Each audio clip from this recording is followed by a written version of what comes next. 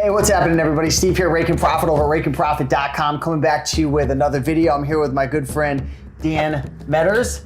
What's happening, man? Not much, brother. Happy to be here sharing this stuff with your audience, man. Yeah, we've recorded a couple videos already, and we're actually going to be sharing with you exactly what Dan is doing. And Dan, you've sold thousands of products on Amazon. You've done over $22 million in sales, wholesale. So you're going to share your exact formula, criteria, everything that you look for. So there's going to be no excuse for people to not be able to get started, right? No, I think this is this is the excuse that most people use to never put their hat in the ring, right? Like this is the thing where people feel like they just can't get started. They just don't know what to buy and they're afraid to make that mistake. This is the guide to help you make that decision, help you get started so you can start realizing, raking those profits. Yeah.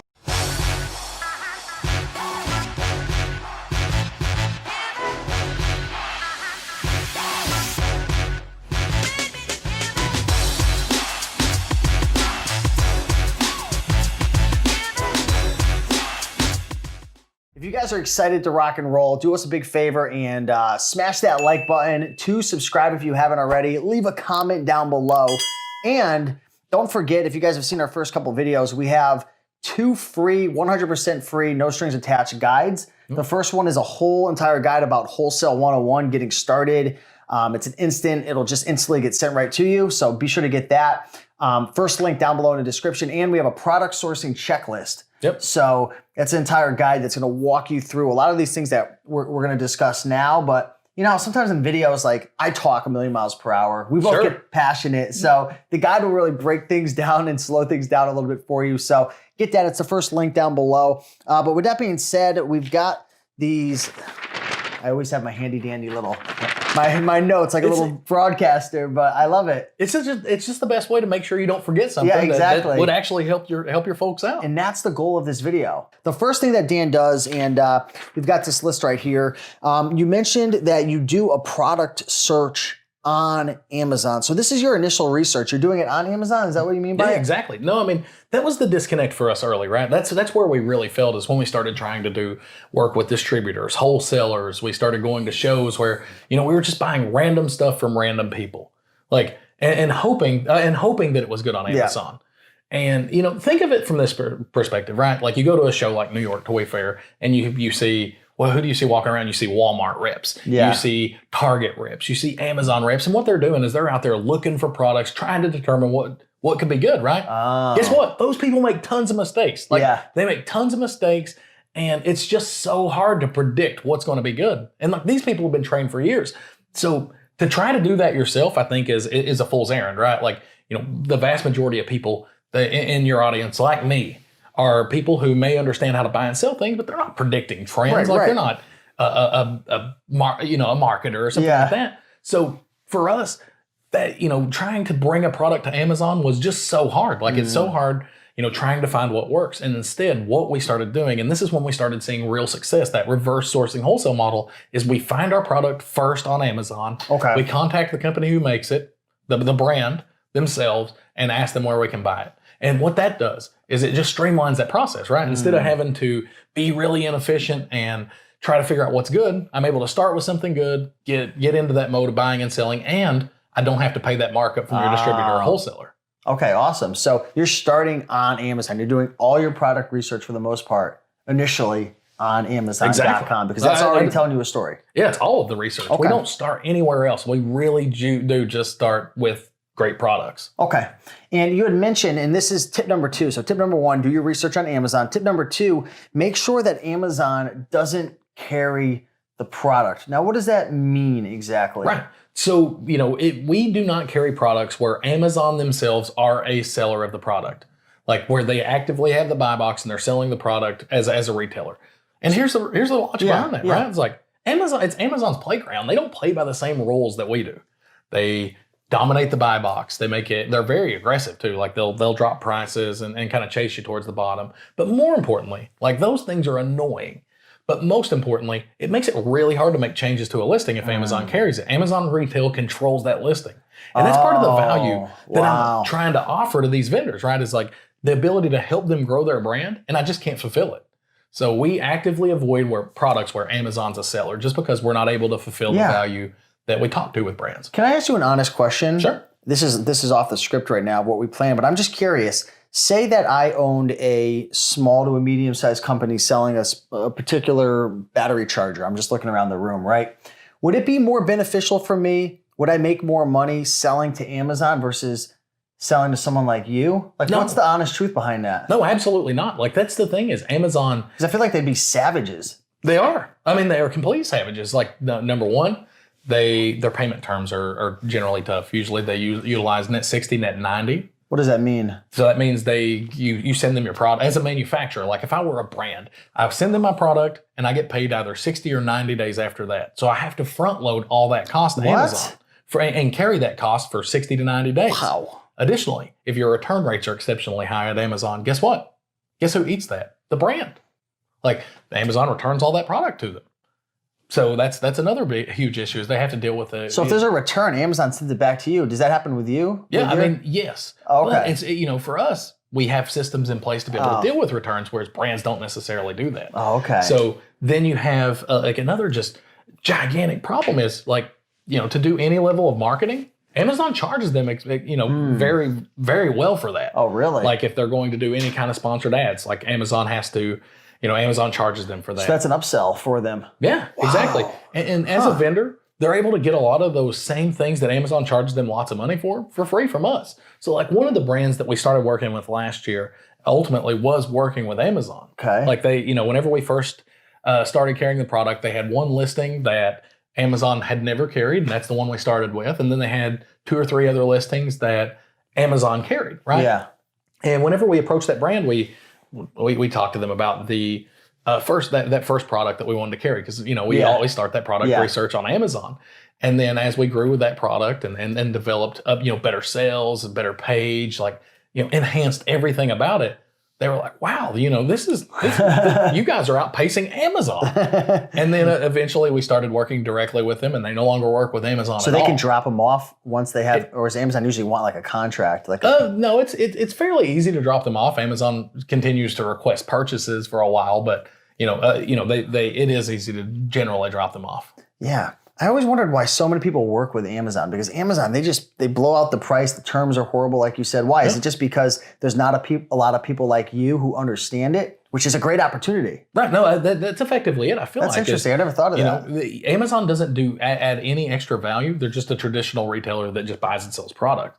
But brands don't understand. A lot of the brands don't understand that value, right? That what we are capable of doing as sellers. So just being able to communicate that with the brand can show them exactly the difference in experience they're getting with Amazon and the difference in experience they're getting with third-party sellers like us. So you do your research on Amazon. You're making sure that Amazon doesn't carry the product because of the many reasons that we had mentioned. Thirdly, how many products are carried? Like how many sellers do you want on that listing? Do you want 1, 2, 3, 5, 0? No, see, counterintuitive. Like most people would believe you want less competition, right? So like one seller, but that's not the case for us. Like realistically, the vast majority of products that are one seller on Amazon are either existing exclusives or they're private label products. And then what that is a private label product is a product that was literally brought to Amazon's market so that seller could be the retailer of the product. So like our interests don't really align there, right? Like I'm not, their goal was to be a retailer, and I'm just not able to help them the same way I'm able to help a traditional brand. So with that, we don't look for products with a single seller. We're looking for products with a minimum of 3 sellers, and that's just to make our targeting better. Yeah. So I don't catch so many private label brands in my net or people that would be unlikely to work with me. So yeah, it's that's a hard, fast rule just to make us more efficient. Got it. And tip number 4 for the viewers watching how to find your first product and what you should be looking for in terms of criteria is how many times should these products be selling per month? Right, and this is a huge one that most people don't think about. And how to find out, for sure. So for us, that's probably the driver of our business, right? Is we're very, very cash flow oriented. And it's because when we started our business, we didn't have a ton of capital. Like I didn't have just piles of money sitting in the bank that I could invest in a product, wait on it to start selling, develop an audience for it, etc. Like when I bought a product, I needed to start selling immediately so I could get that cash back and then reinvest, right? So we focus on products that already have built-in liquidity, because that allows us to keep flexible cash flow in our business. So yeah, that's it. We look for products that sell about at least 40 times per month. And that's just to make sure that we're not putting our money into something that's going to sit there. Got it. Like, and if you're looking at a product, let's say I'm looking at a product that sells 40 times a month, and I see a lot of opportunities there, bad titles, bad pictures, bad listing in general, right? That means that product may very well sell 100 times a month or more after I start making those improvements.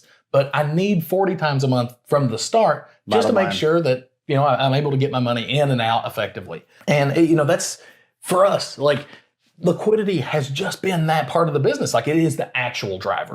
And I feel like the people who focus on specifically margin first are missing out, because they end up with too much product sitting in their account that they're not realizing profits on. Interesting. And when people are looking at and analyzing these products and trying to find their first wholesale product, tip number 5 is we're going to discuss a little bit about how much the item should be selling for. So what is that for you? Is it a $10 minimum, a $15 minimum, a $50 minimum? Because there's a lot of fees and costs that go into it. So I'm sure you've got some type of minimum. No, sure, for sure. And now, with something like this, this is more of a guideline, right? Like, whenever you're selling a product on Amazon, like Steve mentioned, there's tons of fees involved, right? Now, the more experienced you get, the better you get at learning how to manipulate those fees around, right? Like, getting into the small and light program, you can start carrying those cheaper products. But whenever you're first getting started, like, we suggest starting with products that cost at least $20 or more. Okay. And that's just a good baseline where the fees at your standard wholesale rates, like they call it keystone pricing, right? Like, if I reach out to a vendor and I ask for a price list and they approve me, typically they give me what's called keystone pricing. And that is 50% of retail price. Okay. Now, at $20, if you look at your traditional fees on an average size product, there's still plenty of margin in there if you buy that product at 50% off.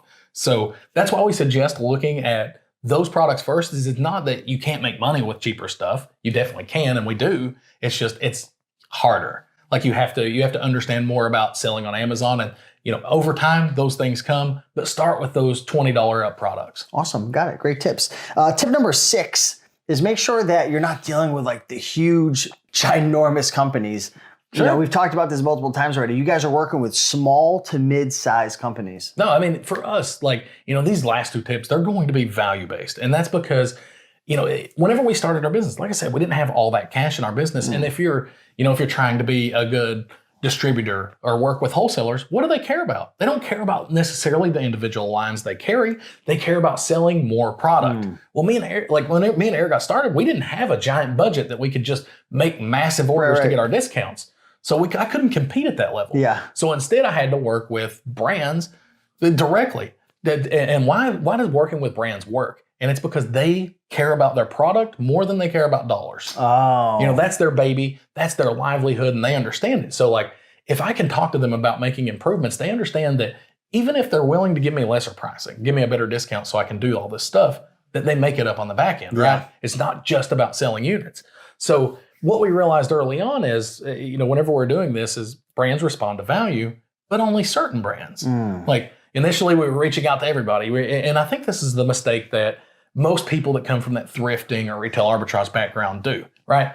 Is what was the first products I reached out to? It's products I see every day, like Nike. And whenever I started thinking about it, it's like, why are they not responding? Or why am I not getting the discounts that I should? And it's because, whenever I'm looking at Nike, say they make I don't know how much their sales are. Let's say it's $250 million a year. I'm sure it's way higher than that. But just as an example, like, let's say I'm talking to them about an individual listing on Amazon. And I'm like, if I optimize this, we can make an extra $250,000. What do they care? Yeah. $250,000 It's not going to make a huge impact. Million. Yeah. Exactly. And it's like, you have to work with people where your interests are aligned and scale matters. So what we found is by targeting these smaller businesses, that where we make that improvement, that it makes them an extra $50,000 or $100,000 in sales in a given year, that matters massively to a small company. Yeah. So dialing in to somebody that you can actually have impact with is a huge key in wholesale, I feel like. Wow, awesome. And the last tip, so hopefully you guys are going through this process, taking notes, taking action. The last tip is make sure, and we've talked about it, make sure that you're looking for listings that need work, that you can add value to, that you can make a difference, that you can add an impact to, because that's really in turn going to help you to build that relationship and secure that deal. Right. No, I mean, I think a lot of people, particularly early on in the process, they feel like they need every single person that would possibly be willing to do business with it. Yeah. And over the course of time, what you really learn is you just need the right partners, right? Like, I just need the right people to work with me. And what is that? That's people who actively care about the impact that I'm making, right?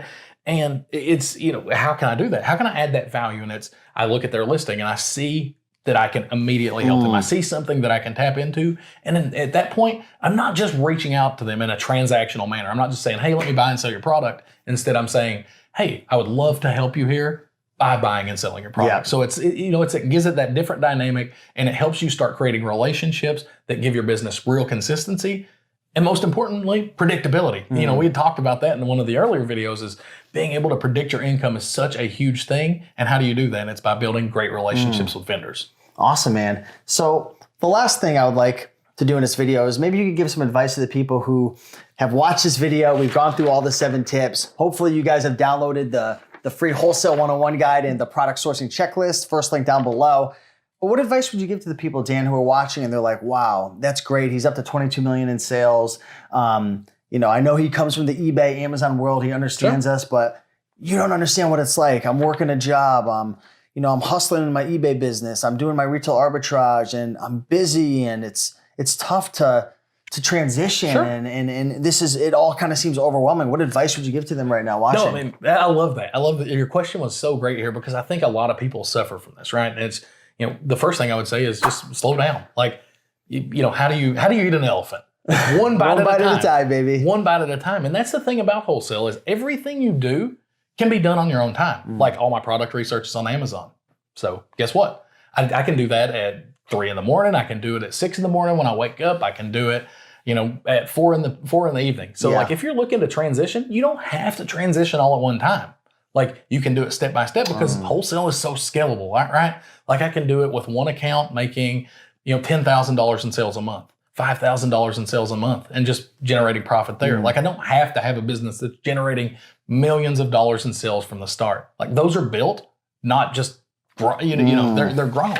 So from that perspective, that's what I would say is I would say, just get out there, look, with these tips, and start looking at listings on Amazon and looking at specifically, where can I make an impact? Got it. When you look at that listing, you see a title and it's short, it doesn't describe the product at all. That's a place where you can make an impact. You see bad pictures or one picture, that's a place you can make an impact. You see bullets that aren't being utilized, that's a place. Like, it's just about recognizing those opportunities. And then once you start seeing them, right, that's when you can start taking advantage of it. So that's the advice I would give, is just start checking listings out and seeing where you could add value specifically. Hey, Dan, appreciate you being on. If you guys haven't seen any of our previous videos that we've recorded over the last week or so, I'll put links down below for that. The Wholesale 101 guide, the product sourcing checklist, that's free. That's in the description as well. And our next video we're going to be recording is how to make passive income with a wholesale business. So that should be coming up in a couple of days. So if you're not subscribed, subscribe, stay tuned,